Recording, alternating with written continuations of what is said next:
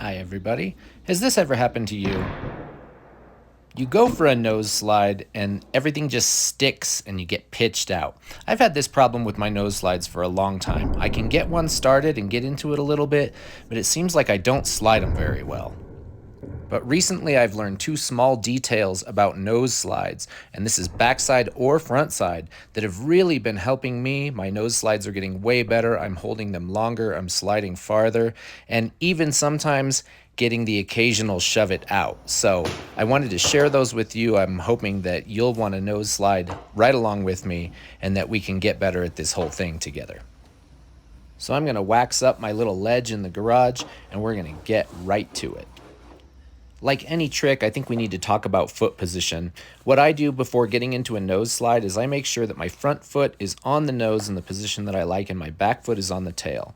I'm not doing an ollie. This is more like a slappy. I'm just going to roll in, get into it, and try to stand on that nose, and I'm going to start my foot in that nose position. Here's the first thing you should try to do, I think. Roll into a curb or your little ledge and see if you can just stand on the nose on that ledge. You saw from my first try there that I need to work on this more. I fell off the first time, but then I finally remembered to transfer my weight to that front foot. So this is a valuable skill. This is something you should practice a lot as you're getting into nose slides. You're going to lift with the back foot, put a little pressure down so that the nose comes up, and then transfer almost all of your weight to the nose so that you can stand on it. And on those practice tries, I was going straight at the ledge. And this time I'm going in at about a 45-degree angle. And you want to start adding some angle and eventually get to the point where you can go in parallel to the ledge and kind of pivot your board around and then stand on the nose all in one motion. So let's get into the things that are really helping me improve my nose slides recently. The first one is foot position. As I get into a nose slide, where does my foot need to be on the nose of the board? So if I act like my hand is my foot so I can show you, if I keep my weight on the toe side of the board, and this is a backside board slide, remember, this is not good because we're going to have too much friction on the front edge of the board. What we want to do is have the friction on the back edge or heel edge of the board. If we have all of our weight on the leading edge of the board, it's going to develop too much friction, it's going to pitch us out, it's going to stick, and that's not exactly what we want. But if we keep the weight on the heel side, we can get it to slide. Here, what I'm going to do is I'm going to put the weight on that front edge and try to slide the board with my hand. And it's really, really grippy when I do that. But if I put the weight on the other side and then push it along, the board can slide much more easily. So to get your weight on the right part of the nose so that it'll slide, you have to keep it toward the heel. Now I like to hang my heel a little bit, but not too much, but that helps me keep the weight on the heel side and not push into my toes. Now the second thing that's helping my nose slides a lot is the angle that the board makes contact with the ledge. This has a lot to do with how much I turn my shoulders and my body as I get into the ledge. I don't really want to be 90 degrees completely perpendicular.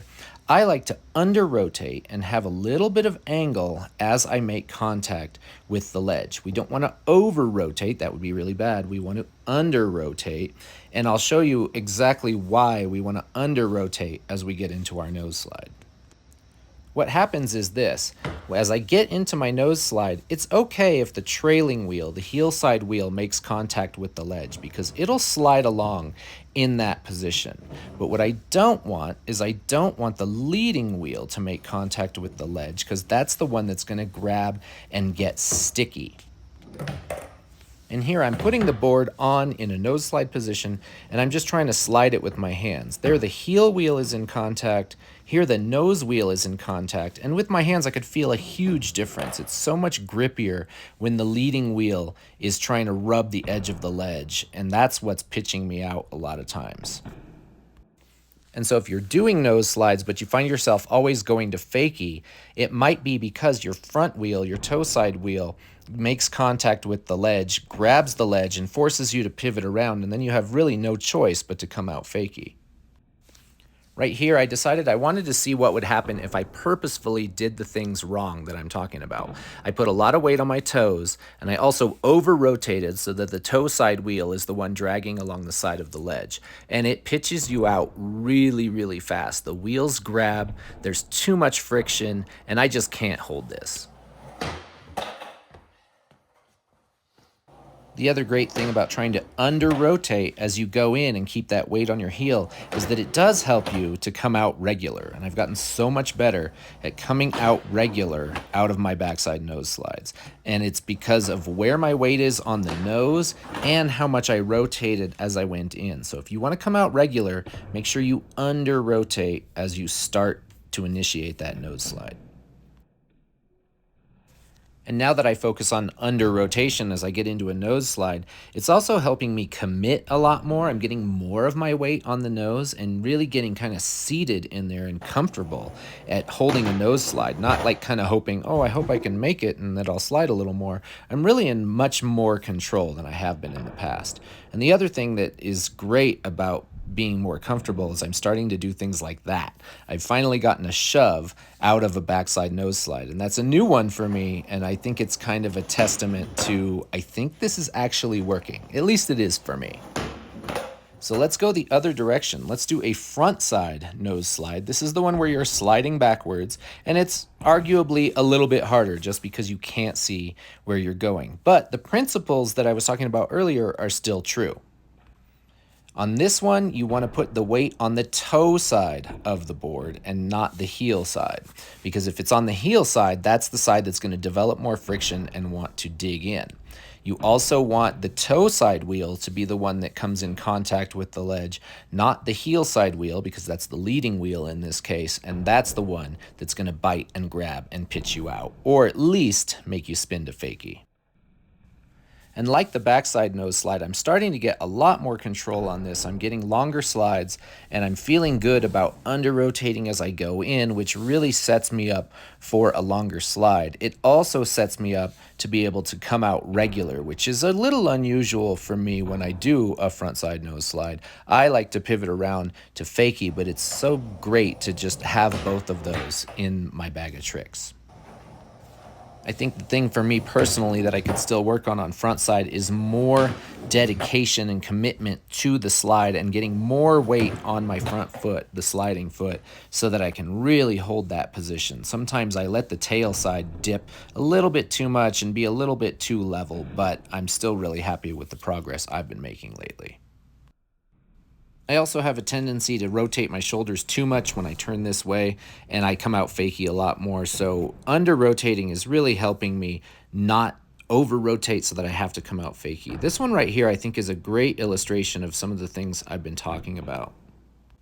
So let's check it out one more time. On this one, I do a good job of under-rotating as I go in, and you can see the toe side wheel made contact. You can see the heel side wheel is still spinning right up until the moment I turn fakie and get off the box. I think if the wheel is spinning like that, that's a good indication that it never made contact and that it's not creating that friction on the side of the board where I don't want it.